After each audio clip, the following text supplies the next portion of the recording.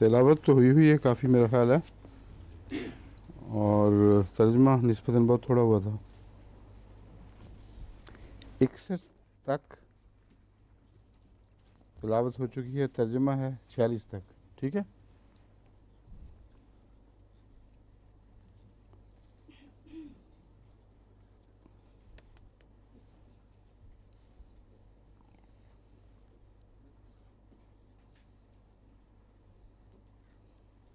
سینتالیس تک آپ یہاں 47 لکھا ہوا ہے، یہاں 46 لکھا ہوا ہے. وہ کہاں ہے؟ بس اتنا ہی ہے. اچھا اچھا. ہاں، تو اس سے پہلی آیت بھی پڑھنی چاہیے تعلق بنانے کے لیے. کہاں ہے؟ اچھا ٹھیک ہے.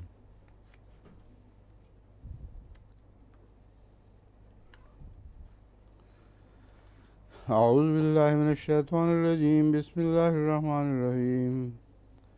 ان المتقین فی جنات وعیون ادخلوها بسلام آمنین ونزعنا ما فی صدورهم من غل اخوانا على سرر متقابلین لا يمسهم فيها نصب وما هم منها بمخرجين ادخلوها بسلام.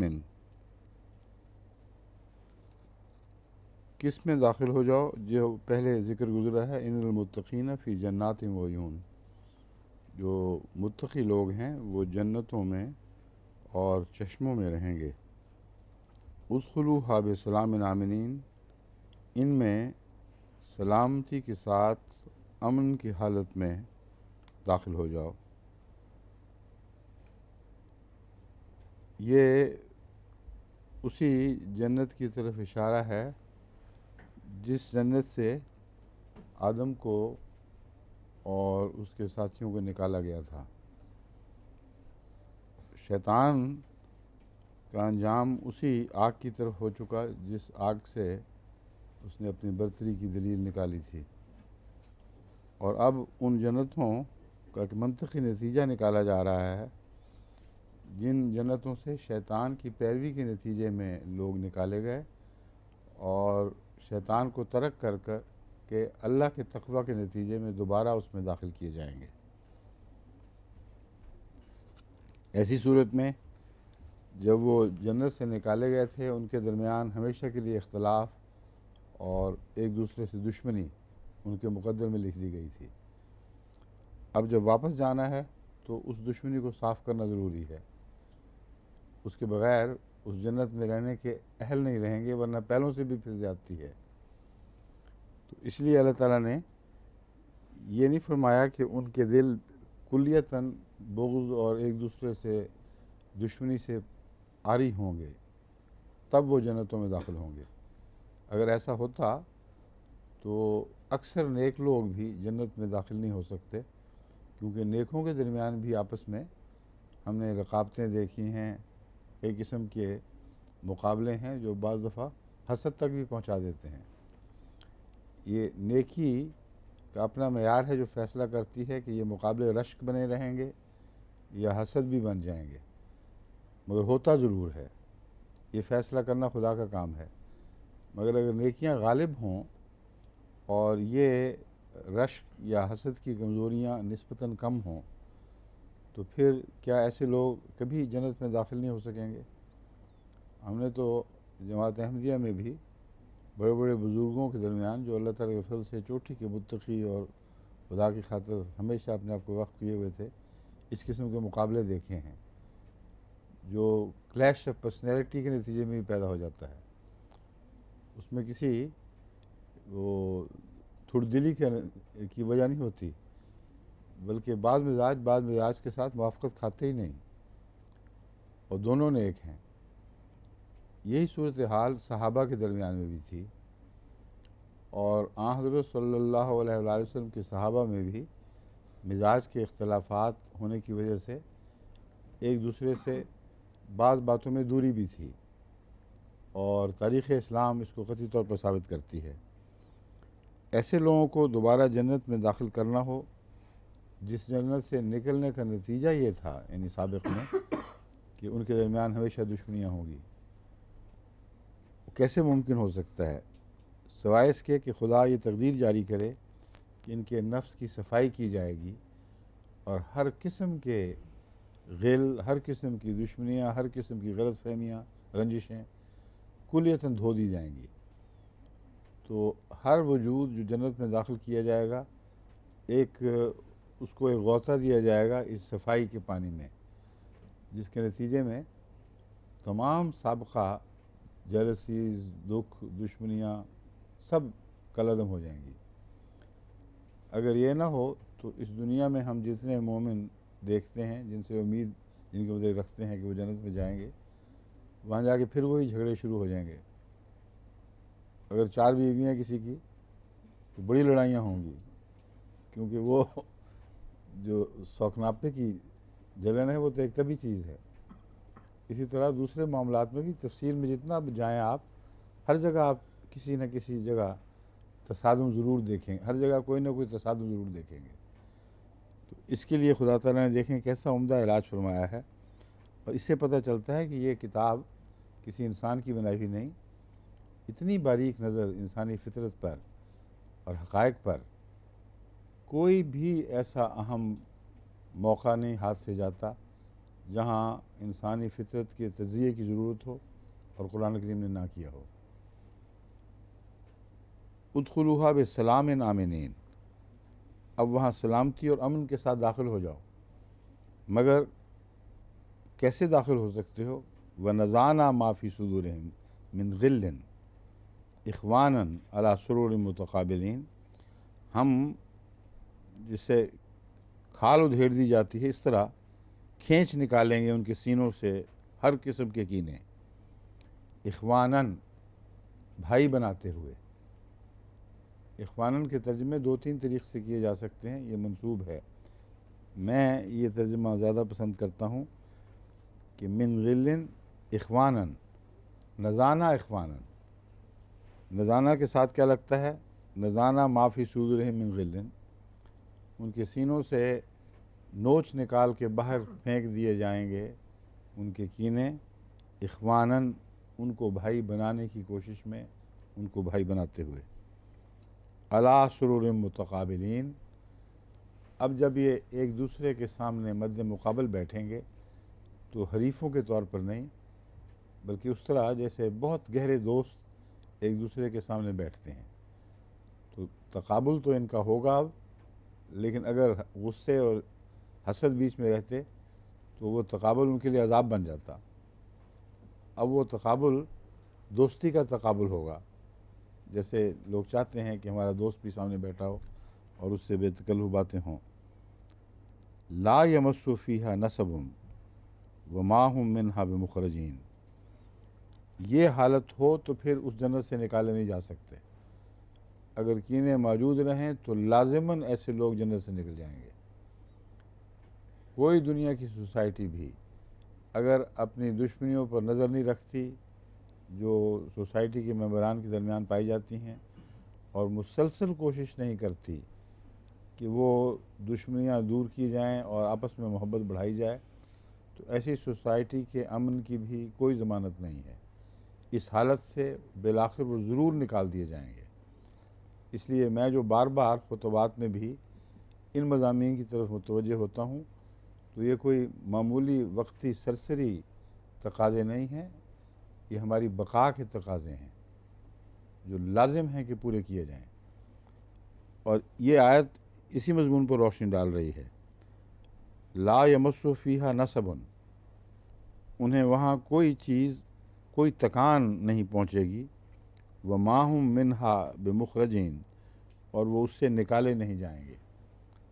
یہ جو تکان ہے اس کا کوئی جسمانی تھکن سے تعلق نہیں ہے، نہ وہ مضمون ہے نہ وہ موقع ہے، مگر اگر خلاف مزاج آدمی سامنے بیٹھے ہوں تو بڑی تھکن ہوتی ہے اور اعصاب ٹوٹ جاتے ہیں، تو وہ تھکن مراد ہے۔ کہ وہاں ان کو کوئی ایسی تھکن نہیں ہوگی جو اعصاب شکن ہو ان کے لیے، کوئی بوجھ نہیں پڑے گا طبیعتوں پہ. جب یہ ہوگا تو وہ ما ہم منہا بمخرجین، اس حالت سے وہ پھر کبھی بھی نکالے نہیں جائیں گے. نبّئ عبادی انی انا الغفور الرحیم، میرے بندوں کو مطلع کر دے کہ میں بہت بخشنے والا اور بار بار رحم فرمانے والا ہوں. یہ مثال ہے اس کی، کس طرح بخشش کی، بار بار رحم فرمایا. ایک انسان کو کھوئی ہوئی جنتوں میں دوبارہ داخل کیا اور رحم اور مغفرت کے نتیجے میں ایسا کیا. وَأَنَّ عَذَابِي هُوَ الْعَذَابُ الْأَلِيمُ، لیکن یہ بھی بتا دو کہ میرا عذاب بہت دردناک عذاب ہے. وَنَبِّئْهُمْ عَنْ ضَيْفِ ابراہیم، اور ان کو ابراہیم کے مہمانوں کی خبر دے. اب اس کا کیا تعلق ہوا اچانک؟ اس لیے کہ ابراہیم کے مہمانوں کی تعلق میں ہی یہ دو باتیں کھل کر سامنے آتی ہیں کہ اللہ کی مغفرت بھی بہت عظیم ہے اور اس کی پکڑ بھی بہت سخت ہے. تو اسی مضمون کو اب ایک عملی مثال کی صورت میں ڈھال کر ہمارے سامنے کھولا جا رہا ہے. عنوان ہے، اس آگے جو کچھ بھی آ رہا ہے اس کا عنوان یہ ہے، نبّئ عبادی انی انا الغفور الرحیم وان عذابی هو العذاب العلیم. بس اس کی السٹریشن اس طرح دو، اس کی مثال یہ دو، نبّئہم عن ضیف ابراہیم، انہیں ابراہیم کے مہمانوں کی خبر دے.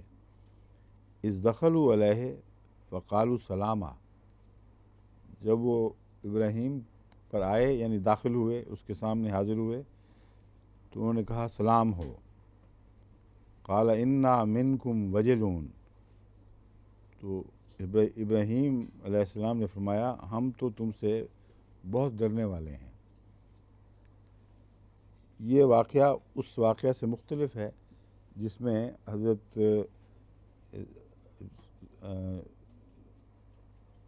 سائرہ کو وہ خوشخبری دی گئی تھی حضرت اسحاق کی اور اس کے بعد یعقوب کی. وہ واقعہ پہلے گزر چکا ہے. اب اس کے فیچرز آپ کے سامنے ہوں گے تو دیکھیں یہ اس سے بالکل مختلف ہے. اس میں حضرت ابراہیم جاتے ہیں جلدی سے اندر، کھانا لے کے آتے ہیں، وہ نہیں کھاتے. پھر اس کے بعد ان کی بیگم آ جاتی ہیں. وہ جب خوشخبری دے رہے ہیں حضرت ابراہیم کو کہ تمہارے اولاد ہوگی، تو حضرت ابراہیم اس پہ کوئی تعجب نہیں کرتے، اپنے بڑھاپے کا کوئی ذکر نہیں کرتے، بلکہ حضرت سائرہ اپنے بڑھاپے کا بھی اور اپنے خاوند کے بڑھاپے کا بھی ذکر کرتی ہیں. اور یہاں جو مضمون ہے وہ بالکل اس سے الگ مضمون ہے. دخلوا علیہ فقالوا سلاما قال انا منکم وجلون قالوا لا توجل انا نبشرک بغلام علیم، ہم تجھے ایک بہت ہی مبشر اور صاحب علم بیٹے کی خوشخبری دیتے ہیں. اور یہاں اس کے پوتے کی خوشخبری یہاں نہیں ہے. یہ بھی خاص توجہ کے لائق بات ہے، کیونکہ حضرت اسماعیل کا کوئی ایسا بیٹا ہمیں نہیں نظر آتا جو نبوت کے مقام پر فائز کیا گیا ہو، جس کا ذکر خود حضور اکرم صلی اللہ علیہ وسلم نے بھی ایک نبی کے طور پر فرمایا ہو. تو حضرت اسماعیل کی اولاد عام اولاد تھی، مگر اس کی سرشت میں یہ بات داخل تھی کہ اس میں سے پھر آخر حضرت صلی اللہ علیہ وسلم کی ولادت ہوگی. مگر بیٹے کے بعد بیٹے کی خوشخبری کوئی نہیں ہے یہاں، یعنی پوتے کی خوشخبری کوئی نہیں. جو دوسرا واقعہ ہے اس میں واضح طور پر پوتے کی خوشخبری ساتھ شامل کی گئی ہے. اور سوال جو آپ کر رہے ہیں حضرت سائرہ، یہاں حضرت ابراہیم کہتے ہیں قال بشرتمونی علی ان مسنی الکبر، کیا تم مجھے خوشخبری دے رہے ہو باوجود اس کے کہ میں بوڑھا ہو چکا ہوں. تو دیکھیں کتنا فرق ہے. وہاں حضرت سائرہ کہتی ہیں میں بوڑھی ہو گئی، میں بانجھ، میرا خامد بوڑھا، یہ تم کیا باتیں کر رہے ہو. تو وہاں حضرت ابراہیم فرما رہے ہیں باوجود اس کے کہ میں بوڑھا ہو گیا ہوں، اور بیوی کے بوڑھا ہونے کا ذکر نہیں کرتے، کیونکہ ایک جوان نسبتاً جوان بیوی بھی تھی.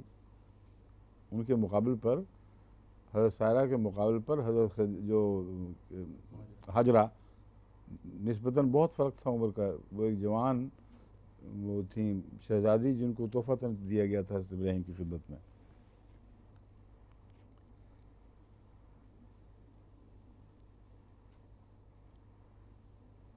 قال ابشرتمونی علی ان مسنی الکبر فبم تبشرون قالوا بشرناک بالحق فلا تکن من القانطین. انہوں نے جواب دیا فرشتوں نے کہ ہم تجھے حق کے ساتھ سچائی کے ساتھ خوشخبری دے رہے ہیں، پس تو نا امیدوں میں سے مت ہو جا. قال ومن یقنط من رحمت ربہ. حضرت ابراہیم نے جواب دیا کہ کون ہے جو اللہ کی رحمت سے مایوس ہوتا ہے، اپنے رب کی رحمت سے مایوس ہے. الا الضالون، مگر گمراہ لوگ. مطلب ہے کہ میں نے تعجب کا اظہار کیا تھا، تم اتنا سیریسلی کیوں لے بیٹھے ہو. یہ مطلب تھا کہ اللہ کی رحمت سے میں کب مایوس ہوتا ہوں. یہ تو ایک فطری تقاضا ہے، تعجب کا اظہار ہو اور رحمت کے نشان کو ابھارنا ہو تب بھی انسان یہی کہتا ہے ہیں مجھ بڈھے کو یہ خوشخبری دے رہے ہو. تو یہ بات کہہ کر بات وہاں ختم کر دی ہے، اب دوسرے مضمون کی طرف منتقل ہوتے ہیں. قال فما خطبکم ایھا المرسلون. انہوں نے کہا تمہارا مقصد کیا ہے، کس غرض سے آئے ہو اے بھیجے گئے لوگوں. قالوا انا ارسلنا الی قوم مجرمین. انہوں نے کہا ہم ایک مجرم قوم کی طرف بھیجے گئے ہیں. اب یہ بتائیں کہ مقصد تو کھل گیا تھا، انہوں نے خوشخبری دے دی تھی اور اس کے باوجود پوچھ رہے ہیں فما خطبکم. فرشتے یہ بھی تو کہہ سکتے ابھی تو ہم بتا چکے ہیں کیا مقصد ہے، پیغام دے دیا، خوشخبری پہنچا دی، اب کیا پوچھ رہے ہو. تو حضرت ابراہیم علیہ السلام نے کیوں پوچھا آخر فما خطبکم. چودھری ہاں جی چودھری صاحب فرمائیں.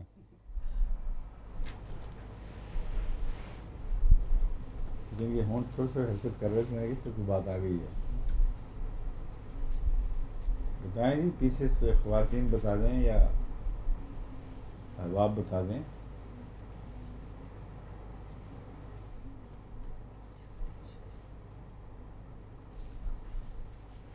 شیخ صاحب آپ کئی دفعہ بڑی دور کی گوڑی لاتے ہیں. یہ تو ضمن انہوں نے خوشخبری کی بات حضرت ابراہیم علیہ السلام کو دی تھی، بس وہ بھیجے تو قوم لوط کی طرف. تو آپ نے پڑھ لیا اس لیے پتہ لگا. میں یہ پوچھ رہا ہوں حضرت ابراہیم کو کیوں خیال آیا جبکہ وہ خوشخبری دے بیٹھے ہیں، آئے ہیں، خوشخبری دے دی، بات ختم ہو گئی. غالباً انہوں نے کچھ علم ہوگا حضرت لوط کا متعلق، کیونکہ وہ ان کے عزیز تھے کہ ان کے ایسے حالات گزر رہے ہیں. ایسی کوئی بات نہیں. وجہ یہ ہے کہ جو پہلا فقرہ ہے حضرت ابراہیم علیہ السلام کا انا منکم وجلون، وہ بتا رہا ہے کہ ان کے چہرے کے آثار میں ایک سختی پائی جاتی تھی. ایک مہم، ایک ایسا ارادہ تھا جو خوشخبری دینے والے کے چہروں پر نہیں ہوا کرتا. خوشخبری دینے والا تو ہنستا کھیلتا آتا ہے اور آتے ہی اپنے دل کی بات کو اپنے چہرے بشرے سے ظاہر کر دیتا ہے. اور اگر ارادے سنجیدہ ہوں یا ایک قوم کو سزا دینے کے ارادے ہوں تو اس کا اثر چہرے پر ہوگا. تو ان فرشتوں کے چہروں پر ایسے آثار دیکھے تھے جیسے سزا دینے والے فرشتوں کے چہروں پر ہونے چاہیے. بس حضرت ابراہیم نے خوشخبری کو تو قبول کر لیا اور فرمایا کہ ہاں تم میری تسلی کے لیے بات کر رہے ہو، اصل بات بتاؤ. یہ تو ٹھیک ہے کہ بیٹا ہو جائے گا، اب یہ بتاؤ آئے کس لیے تھے. یہ جب پوچھا تو پھر انہوں نے بات کھولی ہے. قالوا انا ارسلنا الی قوم مجرمین. انہوں نے کہا اصل میں ہم مجرم قوم کی طرف بھیجے گئے ہیں. الا آل لوط، آل لوط کے علاوہ مجرموں میں کے لیے.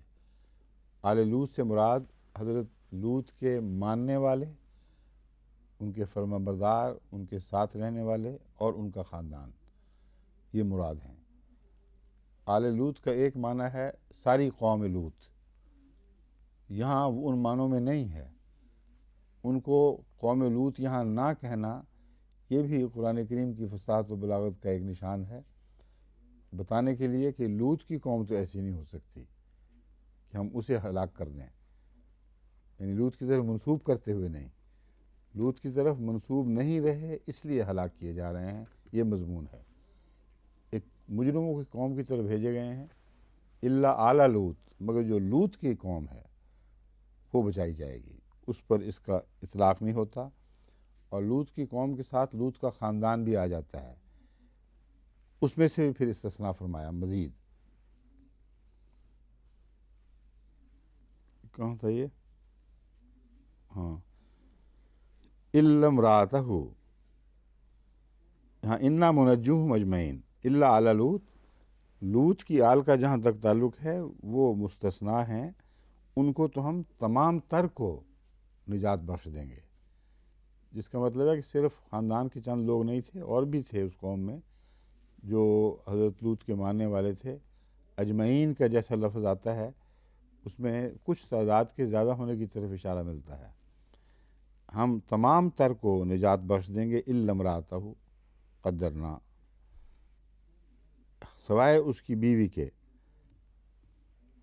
قدرنا انہا لمن الغابرین، ہم نے یہ خوب جانچ لیا ہے۔ قدرنا کا ایک معنی ہے ہم نے مقدر کر دیا ہے، یہ تقدیر جاری فرما دی ہے۔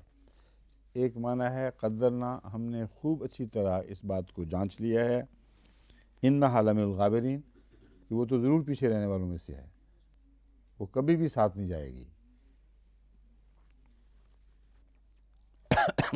فلما جاء آل لوط المرسلون، ہاں اچھا یہاں سے ٹھیک ہے، اس رکوع تک ہو گیا تھا، ٹھیک ہے۔ اب اس کے بعد تلاوت کے بعد پھر ترجمہ شروع ہوگا۔ اعوذ باللہ من الشیطان الرجیم، بسم اللہ الرحمن الرحیم۔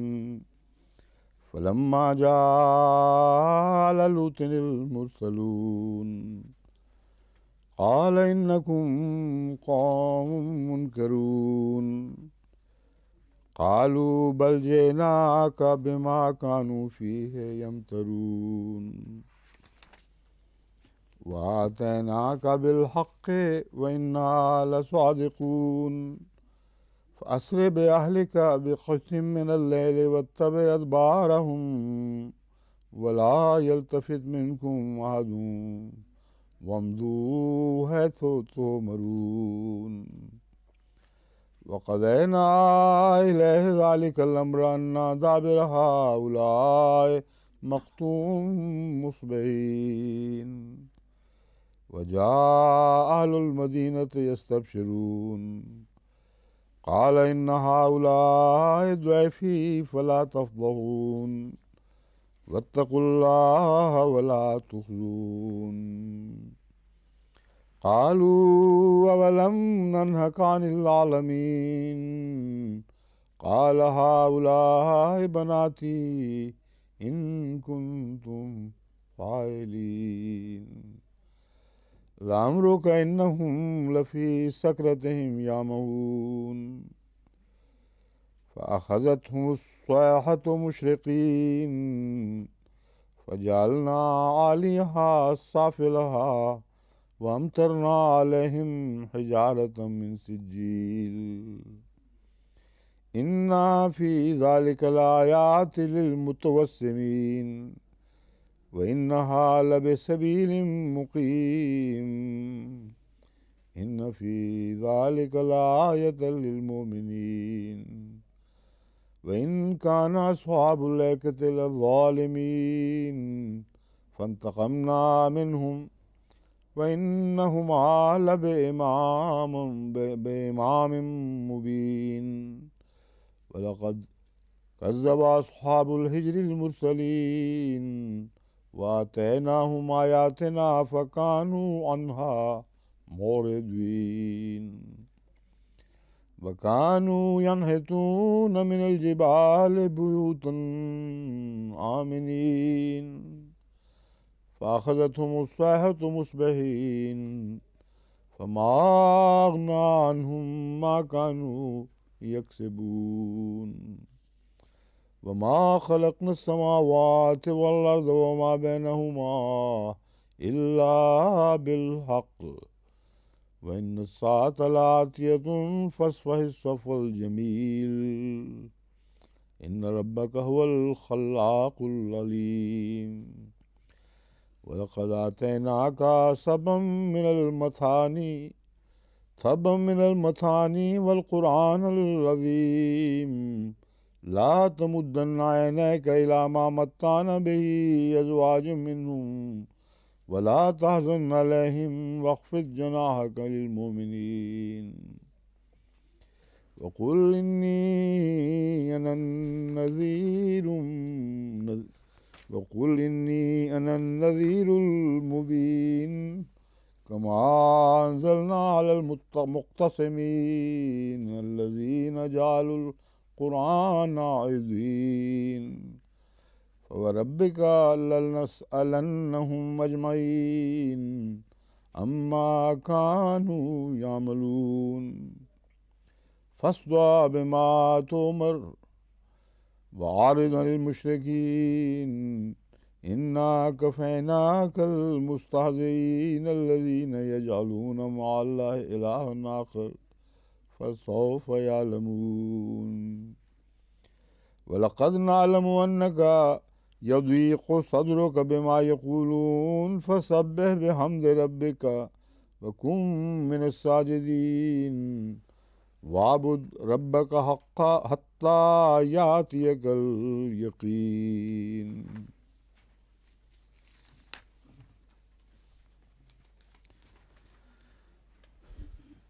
إلا امرأته قدرنا إنها لمن الغابرين. ہم نے یہ خوب اچھی طرح جانچ لیا تھا کہ وہ نوح کی بیوی پیچھے رہ جانے والوں میں سے ہوگی. فلما جاء آل لوط المرسلون، بس جب لوط کے پاس یہ باتیں پہنچانے کے لیے جو گزر چکی ہیں خدا تعالیٰ کے بھیجے ہوئے آئے. قال انکم قوم منکرون، تو انہوں نے ان سے مخاطب ہو کے کہا کہ تم تو کوئی اجنبی سے لوگ ہو، ہم تمہیں پہچانتے نہیں. اور دوسرے منکرون ان معنوں میں بھی کہا جا سکتا ہے کہ ان کے چہروں پر کچھ عجیب سے آثار دیکھے گئے ہیں، جیسا کہ حضرت ابراہیم نے دیکھے تھے.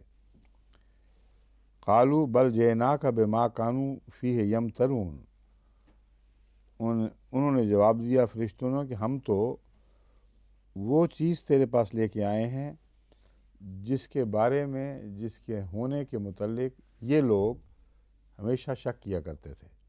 یعنی خدا تعالیٰ کی طرف سے جو قوم کی پکڑ آنے والی تھی، مقدر تھی، تو جب ان کو بتاتا تھا تو یہ شک کرتے تھے.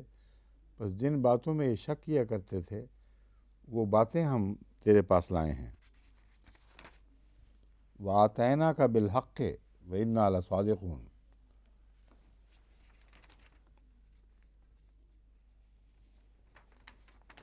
یہ یہاں قالو کے بعد وَآتَيْنَاكَ بِالْحَقِّ وَإِنَّا لَصَادِقُونَ اسی مضمون کو آگے بڑھا رہا ہے کہ فرشتوں نے یہ کہا کہ ہم تیرے پاس حق کے ساتھ لے کے آئے ہیں اور حق لے کر آئے ہیں. یہ دونوں معنی ہیں. ہم اپنے آنے میں سچے ہیں اور اس پیغام میں بھی سچے ہیں جو تیرے پاس لائے ہیں. وَإِنَّا لَصَادِقُونَ، مزید اصرار کہ ہم یقیناً سچ کہتے ہیں. فَأَسْرِ بِأَهْلِكَ بِقِطْعٍ مِّنَ اللَّيْلِ، یہ یقین دہانی اس لیے کہ جو واقعہ ہونے والا ہے وہ دوسری صبح کو ہونے والا ہے. اس قطعیت کے ساتھ بیان کیا جا رہا ہے کہ نکلو، ضرور نکلو، ہم سچ کہہ رہے ہیں. اب اس میں شک کی کوئی گنجائش نہیں رہی، تاکہ ذہنی طور پر ان کو تیار کیا جائے کہ واقعتاً اس مکان کو چھوڑ کے چلے جائیں. فَأَسْرِ بِأَهْلِكَ بِقِطْعٍ مِّنَ اللَّيْلِ، پس رات کے ایک حصے میں اپنے اہل کو ساتھ لے کر چلے جاؤ. وَاتَّبِعْ أَدْبَارَهُمْ، اور خود ان کے پیچھے پیچھے چلو. یعنی حضرت لوط کو یہ ہدایت ہے کہ ان سے آگے نہیں جانا، کیونکہ لوط ضمانت ہے امن کی، اور ان کے لیے بھی بڑا حوصلہ ہوگا جو آگے جا رہے ہیں، پیچھے لوط آ رہے ہیں.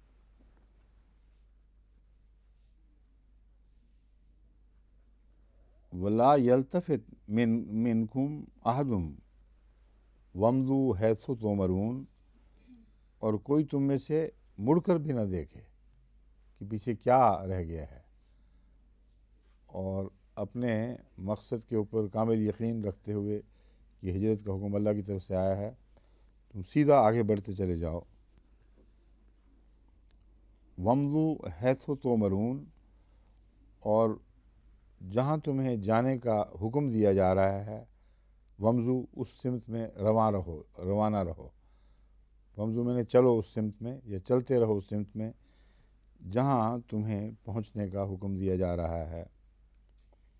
وَقَضَيْنَا إِلَيْهِ ذَلِكَ الْأَمْرُ أَنَّ دَابِرَ هَؤُلَاءِ مَقْطُوعٌ مُصْبِحِينَ، اور ہم نے اس پر یہ بات ظاہر فرما دی تھی پہلے ہی، یہ نہیں کہ فرشتوں نے اچانک آ کے بتایا ہے تو پتہ چلا ہے، یہ تقدیر اللہ تعالیٰ نے حضرت نوح کو، اللہ فرماتا ہے ہم نے لوط کو پہلے ہی بتا دی تھی کہ ان لوگوں کی جڑیں کاٹی جانے والی ہیں، ان کو جڑوں سے اکھیڑ دیا جائے گا۔ کس وقت؟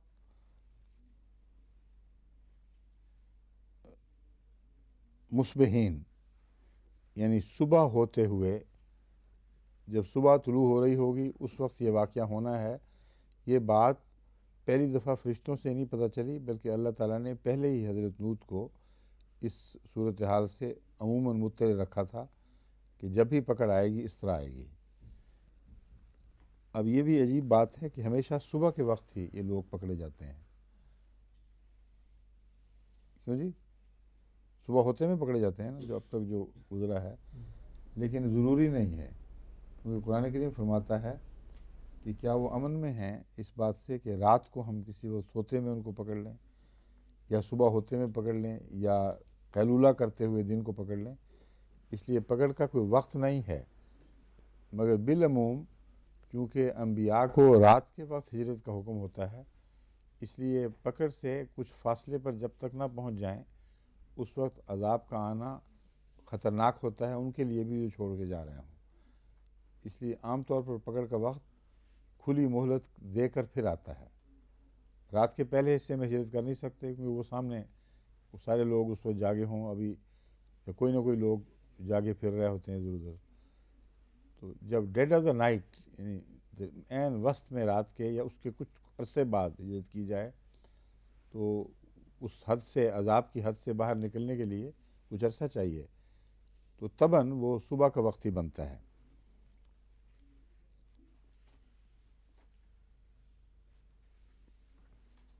کہاں تھا پھر؟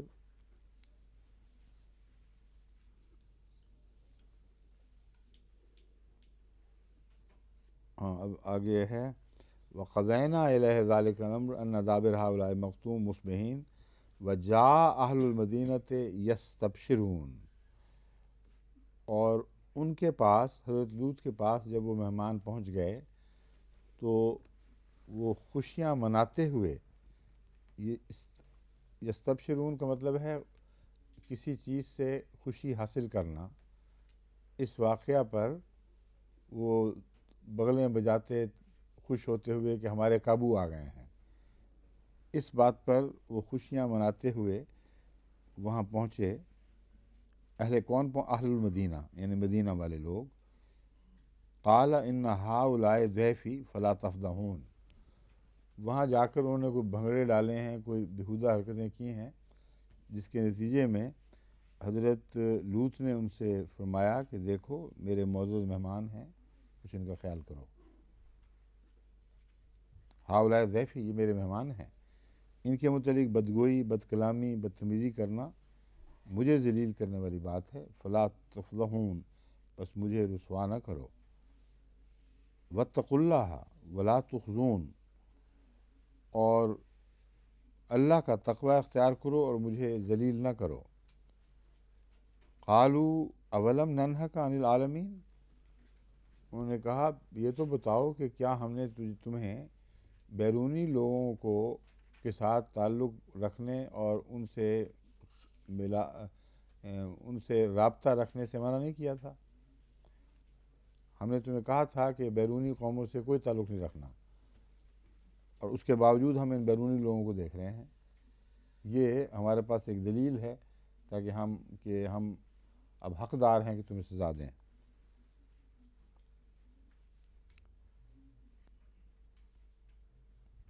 قال ہؤلاء بناتی ان کنتم فاعلین، کہ اگر ان کا پاس نہیں تو بیٹیاں تو بیرونی نہیں ہیں، بیٹیاں میری کھڑی ہیں، کچھ ان کا ہی لحاظ کرو۔ اگر تم نے کچھ کر گزرنا ہی ہے تو ایسی بیہودہ حرکتیں تو نہ کرو کہ جوان بیٹیاں کھڑی ہیں سامنے اور ان کے سامنے تم بدتمیزی کر رہے ہو۔ لعمرک انہم لفی سکرتہم یعمہون، قسم ہے تیری عمر کی، انہم لفی سکرتہم یعمہون، کہ یہ اپنی مدہوشی میں بھٹک رہے ہیں۔ یہ جو فقرہ ہے اچانک، یہ اللہ تعالیٰ کی طرف سے الہام ہوا ہے لامرو کا، اور امرو کا میں خوشخبری آ گئی ساری کہ تم بچائے جاؤ گے، تمہیں کوئی فکر نہیں۔ تو بعض دفعہ قسم ایک خوشخبری کے لیے استعمال کی جاتی ہے۔ وہ کیسے عمر گواہ ہو جائے گی اگر مری جانا ہو اس وقت؟ تو خدا تعالیٰ نے بتا دیا الہاماً کہ تو زندہ رہے گا۔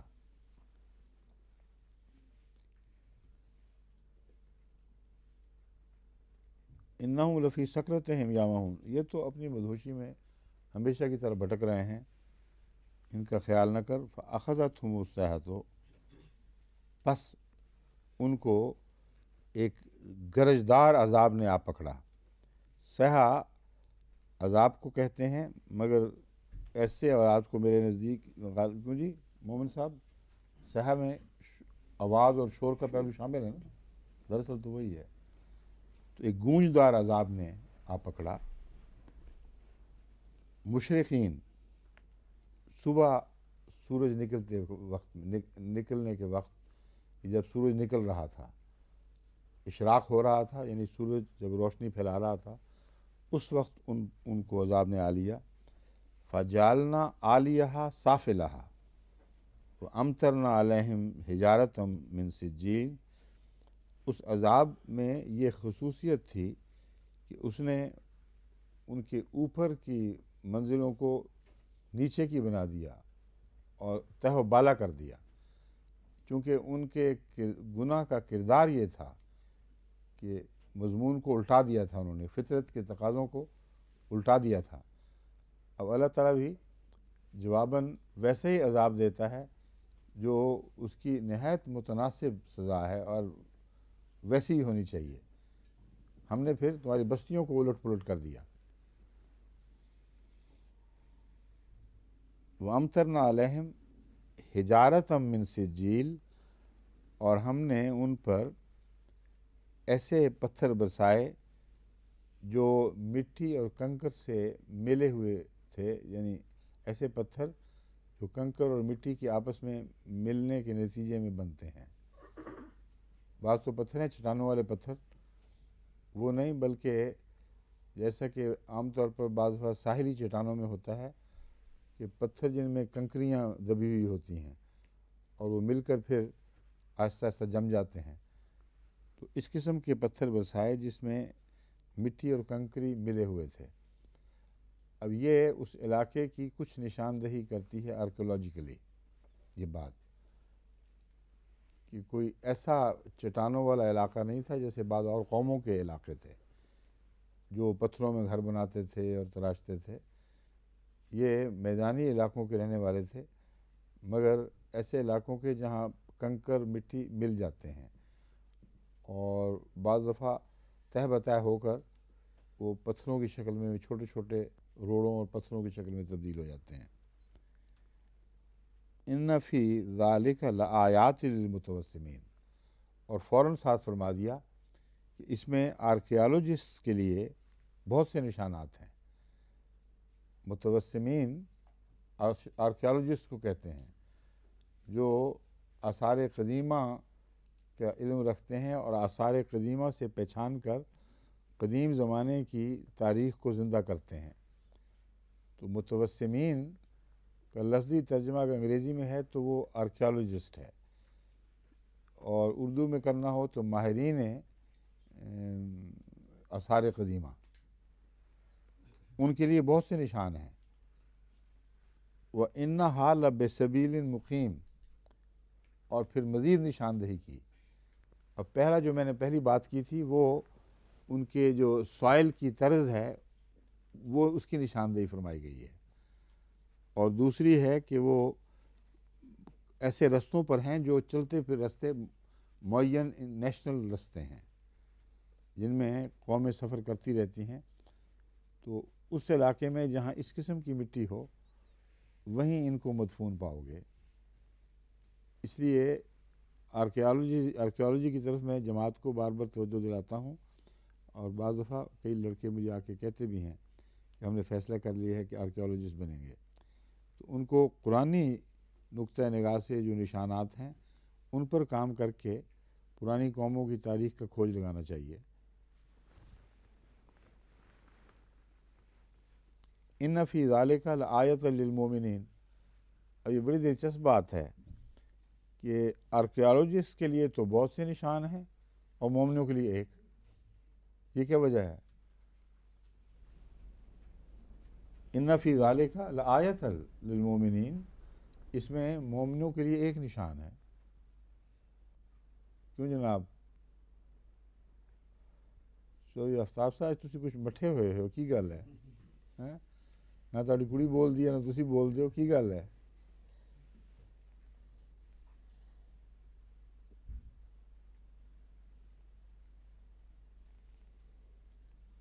کیوں جی، کوئی جواب دیں. جو متوسمین ہیں وہ خود اپنی عقل سے جو کھوج لگاتے ہیں ان کو کئی قسم کے نشانات ملتے ہیں، ایک نہیں ملتا.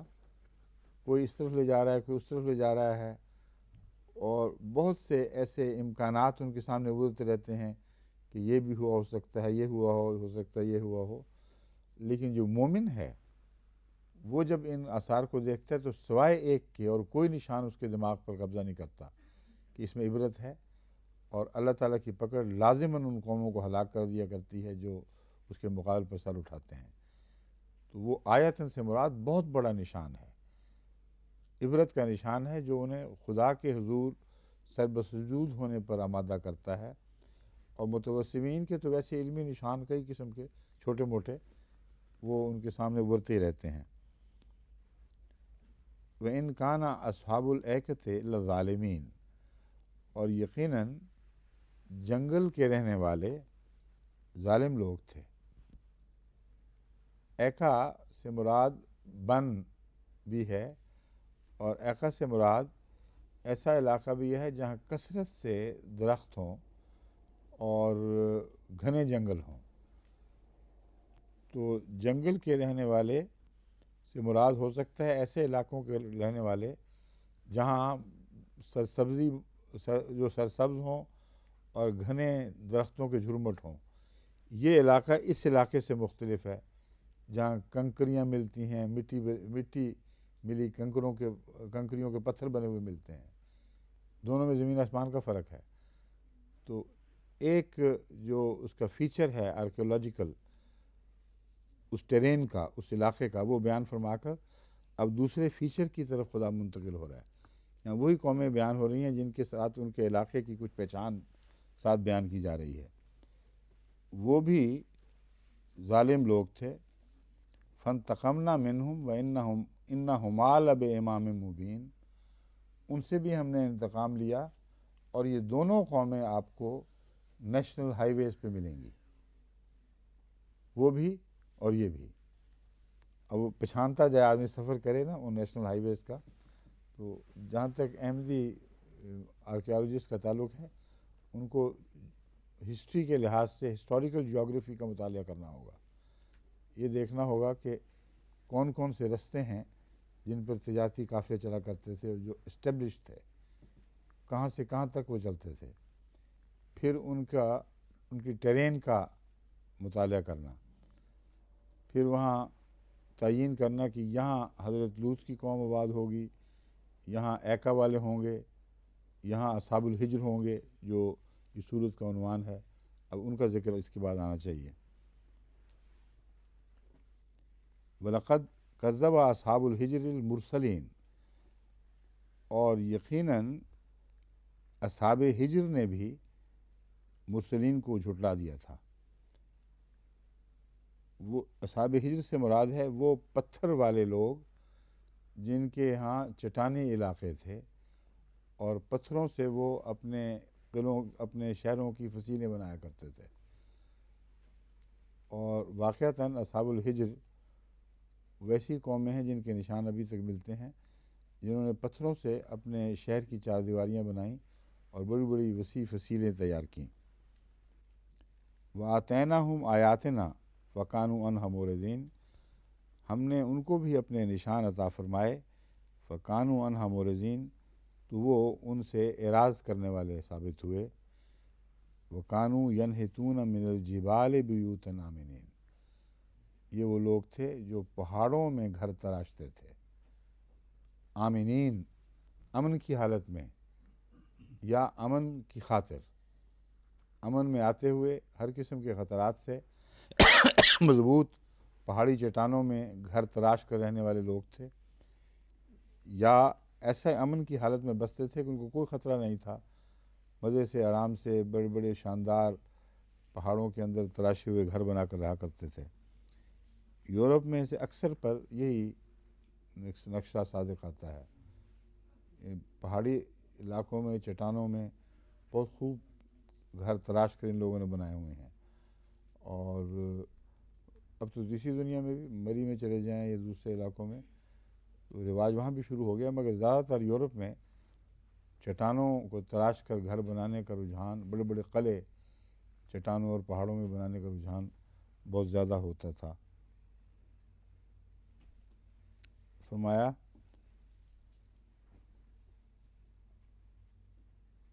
آمینین، انہوں نے امن کی خاطر بنائے تھے. فَأَخَذَتْهُمُ الصَّيْحَةُ مُصْبِحِينَ، ان کو بھی ایک گرجدار عذاب نے صبح ہوتے میں پکڑ لیا. فَمَا أَغْنَىٰ عَنْهُمْ مَا كَانُوا يَكْسِبُونَ، تو جو کچھ بھی وہ کمایا کرتے تھے، یعنی ان کے ہاتھوں ان کی محنت کی کوئی کمائی ان کے کام نہ آئی. ما اغنی عنہم، اس عذاب سے بچانے میں کام نہ آئی. یعنی پہاڑ تو بڑے بڑے چٹانوں کے گھر تھے، بڑے بڑے مضبوط، اس میں بھی خدا کی پکڑ نے ان کو آ لیا اور ان کے پہاڑوں کے مضبوط گھر ان کو بچا نہ سکے. ما خلقنا السماوات والارض وما بینہما الا بالحق وان الساعۃ لآتیۃ فاصفح الصفح الجمیل، جو کچھ بھی ہم نے آسمانوں میں سے پیدا فرمایا ہے، والارض، اور زمین سے. ما خلقنا السماوات والارض وما بینہما، نفی نافیہ ہے ما یہاں، جو نہیں، کیونکہ آگے ہے الا بالحق. ہم نے آسمانوں اور زمین کو اور جو کچھ بھی ان دونوں کے درمیان ہے حق کے سوا پیدا نہیں کیا، حق کے ساتھ پیدا کیا ہے. وَإِنَّ السَّاعَةَ لَآتِيَةٌ، اور یقیناً وہ گھڑی آنے والی ہے.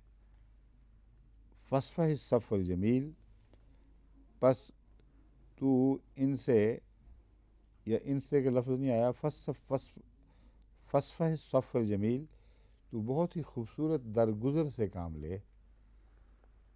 درگزر میں کسی قوم کا ذکر نہیں، وہ قومیں تو آئیں اور گزر گئیں، اپنے اپنے مدفنوں تک جا پہنچیں. حضرت صلی اللہ علیہ وآلہ وسلم کو ایک ایسے درگزر کی تلقین فرمائی جا رہی ہے جو کسی شخص سے واحد سے نہیں، بلکہ ہر اس حالت سے درگزر ہے جو غیر اللہ میں پائی جاتی ہے، اور اس سے بے نیاز ہو جاؤ، یہ مراد ہے. فاصفح الصفح الجمیل، ان کی باتوں اور دل آزاریوں سے بھی جو اگر وہ کرتے ہوں، اور ان کی خوبصورتیاں اور دلکشیوں سے بھی، ہر چیز سے صرف نظر کرو، کیونکہ ان میں کچھ بھی حقیقت نہیں، عارضی بےمانی باتیں ہیں. بس تم ایک عزت کے ساتھ ایک حسین اعتراض کرتے ہوئے ان لوگوں سے، ان کی حالتوں سے اپنی زندگی بسر کرو. اور کس طرح، اور نتیجہ یہ بتایا. اس کے بعد فرماتا ہے وَإِنَّ رَبَّكَ هُوَ الْخَلَّاقُ الْعَلِيمُ، تو یقیناً تیرا رب بہت بڑا خلاق ہے، حیرت انگیز تخلیق کرنے والا ہے. اور اس کی مثال یہ ہے وَلَقَدْ آتَيْنَاكَ سَبْعًا مِنَ الْمَثَانِي وَالْقُرْآنِ الْعَظِيمِ۔ اس سے بڑھ کر خدا کی حیرت انگیز عظیم تخلیق کا کیا نشان ہو سکتا ہے کہ اس نے تجھے بار بار دہرائی جانے والی آیتیں عطا فرمائی ہیں اور قرآن عظیم عطا کیا ہے۔ سبع من المثانی سے مراد 7 آیتیں سورہ فاتحہ کی ہیں، تو 7 آیتیں جو بار بار دہرائی جائیں گی، ہمیشہ پڑھی جاتی رہیں گی یا دہرائی جاتی ہیں، وہ عطا کی ہیں جو بہت عظیم تخلیق کا نشان ہے۔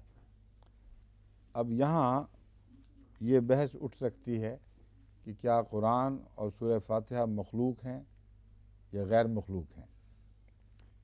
یہاں لفظ خلاق جو اس سے پہلے آیا ہے یہ ایک قسم کی خلق کی طرف اشارہ کرتا ہے، مگر خلق 2 قسم کی ہوتی ہے۔ ایک وہ جیسا کہ زمین و آسمان کا وجود کوئی نہیں تھا اور اسے بنا دیا گیا اور اس میں پھر آگے تخلیق کے مختلف عمل جاری فرما دیے گئے۔ ایک تخلیق ہے اپنے معانی کو، اپنے ارادے کو ایک ایسی صورت میں ڈھالنا کہ وہ انسان کی سمجھ میں بھی آ سکے، بس مضمون کو لفظوں میں ڈھالنے کو بھی تخلیق کہتے ہیں۔ اس لیے اس آیت کو اس دلیل کے طور پر استعمال کرنا اور اس جھگڑے کو لمبا کرنا جو ہم سمجھتے ہیں کہ ماضی میں دفن ہو جانا چاہیے تھا کہ قرآن مخلوق ہے کہ نہیں، یہ بالکل ناجائز حرکت اور نامناسب حرکت ہو گئی۔ اس سے صرف یہ مراد ہے کہ ہم نے قرآن کریم کی جو سند پیش فرمائی ہے وہ حیرت انگیز ہے، اور جو لفظوں کی عدل بدل ان کی مناسب جگہوں سے جو بہت ہی خوبصورت ایک مضمون کی تخلیق ہوتی ہے، وہ مضمون خواہ ہمیشہ سے ہو، اس کو اس طرح خوبصورت لفظوں میں اور متناسب لفظوں میں ان کی متناسب جگہوں پر رکھ کر ڈھالنا کہ بیک وقت بے شمار معانی اس سے نکل سکتے ہوں، یہ صنائی ہے جس کو تخلیق بھی کہا جا سکتا ہے، کیونکہ ہر صنعت ایک قسم کی تخلیق ہے۔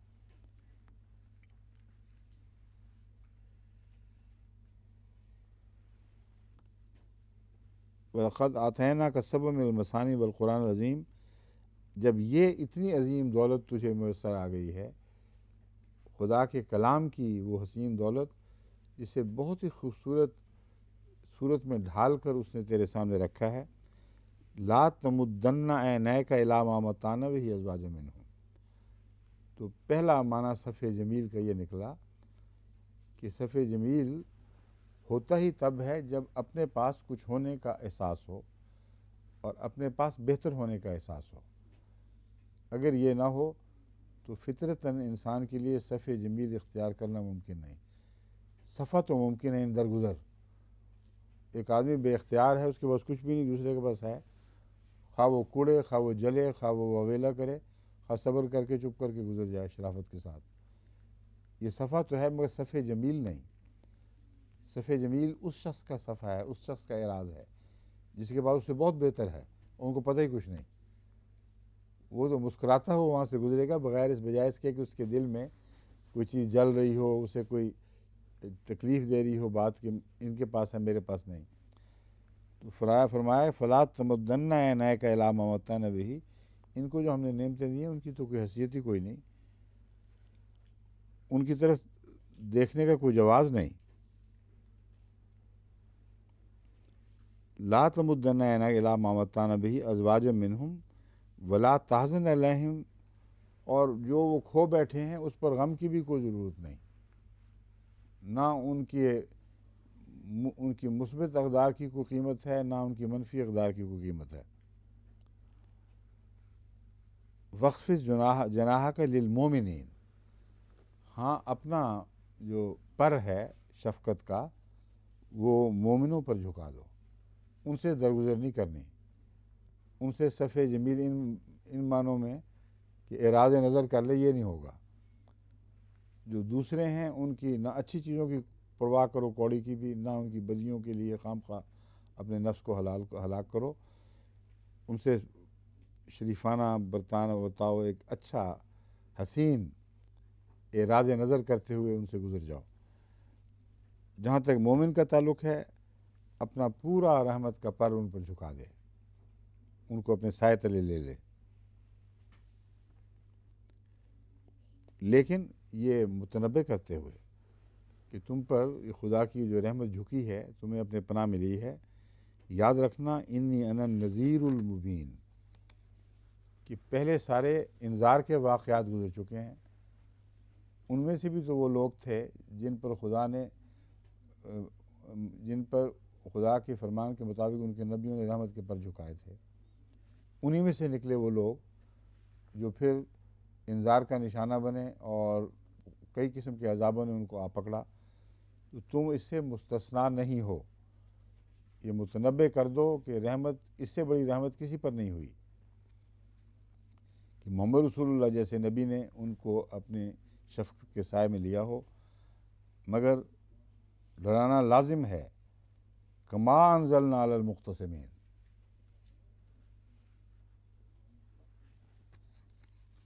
کما انزلنا علی المقتسمین، جیسا کہ ہم سلوک کرتے آئے ہیں گروہوں میں بٹ جانے والوں سے، تم اگر گروہوں میں بٹو گے تو تم سے بھی ویسا ہی سلوک ہوگا۔ اور اب مضمون مسلمانوں کی طرف پھر گیا ہے، کیونکہ مومنوں سے شفقت کرنی تھی، مومنوں ہی کو ڈرانا تھا، یعنی مستقبل کی باتیں اب اس حوالے سے بیان ہو رہی ہیں۔ الذین جعلوا القرآن عضین، اب ظاہر بات ہے کہ محمد رسول اللہ صلی اللہ علیہ وسلم کے زمانے میں تو مومنوں نے قرآن کو ٹکڑے ٹکڑے نہیں کیا تھا۔ صاف پتہ چل رہا ہے کہ آن حضرت صلی اللہ علیہ وسلم جس انذار سے ان کو متنبہ فرما رہے ہیں، وہ انذار مسلمانوں کے مستقبل سے تعلق رکھتا ہے۔ فرماتے ہیں میں تمہیں ڈرا رہا ہوں کہ ایسا زمانہ لازماً آئے گا کہ جب پہلے مقتسمین کی طرح جو گروہوں میں بٹ گئے تھے، تم بھی بٹ جاؤ گے اور ایسے ہو جاؤ گے الذین جعلوا القرآن عضین، کہ تم قرآن کو ٹکڑے ٹکڑے کر لو گے۔ کوئی قرآن کے ایک معنی کو پکڑ بیٹھے گا، کوئی دوسرے معنی کو پکڑ بیٹھے گا، اگرچہ بظاہر ایک کتاب ہوگی، مگر اس ایک کتاب کے ہوتے ہوئے اس کے مضامین کو تفریق کے لیے استعمال کرو گے بجائے اکٹھے ہونے کے لیے۔ فَوَرَبِّكَ لَنَسْأَلَنَّهُمْ أَجْمَعِينَ، اب دیکھیں یہ جو پیشگوئی ہے یہ ماضی پر آ ہی نہیں سکتی۔ تیرے رب کی قسم، کیونکہ تیری کتاب سے یہ سلوک ہوگا۔ لَنَسْأَلَنَّهُمْ أَجْمَعِينَ، ہم ان سب سے ضرور پوچھیں گے، اما کانوا یعملون، اس بات سے جو وہ کیا کرتے تھے۔ فَاصْدَعْ بِمَا تُؤْمَرُ، جو کچھ تجھے حکم دیا جاتا ہے کھول کر ان کے سامنے بیان کر دے۔ وَأَعْرِضْ عَنِ الْمُشْرِكِينَ، اور مشرکوں سے اعراض فرما۔ اِنَّا كَفَيْنَاكَ الْمُسْتَهْزِئِينَ، جہاں تک تمسخر اڑانے والوں کا تعلق ہے، ہم ان کی طرف سے تیرے لیے کافی ہیں۔ الذین یجعلون مع اللہ الہا آخر، یعنی ان لوگوں سے ہم تجھے اپنی پناہ میں رکھیں گے جو اللہ کے سوا اور معبود بنا لیتے ہیں۔ فسوف یعلمون، پس ضرور وہ جان لیں گے اپنے بد نتائج کو، اس شرک کے بد نتائج کو۔ وَلَقَدْ نَعْلَمُ أَنَّكَ يَضِيقُ صَدْرُكَ بِمَا يَقُولُونَ، اور ہم جانتے ہیں کہ تو اپنے سینے میں تنگی محسوس فرماتا ہے اس بات سے جو وہ کہتے ہیں۔ فَسَبِّحْ بِحَمْدِ رَبِّكَ، پس اپنے رب کی حمد کے گیت گا، وَقُم، تسبیح کرتے ہوئے اپنے رب کی حمد کے گیت گا، وَقُم مِّنَ الساجدین، اور سجدہ کرنے والوں میں سے ہو، وَاعْبُدْ رَبَّكَ حَتَّىٰ یَأْتِیَکَ الْیقین، اور اپنے رب کی عبادت پر قائم رہ یہاں تک کہ موت تجھ تک آ پہنچے۔ اس کے ساتھ ہی وقت بھی ختم ہو گیا، رکو بھی ٹھیک ہے۔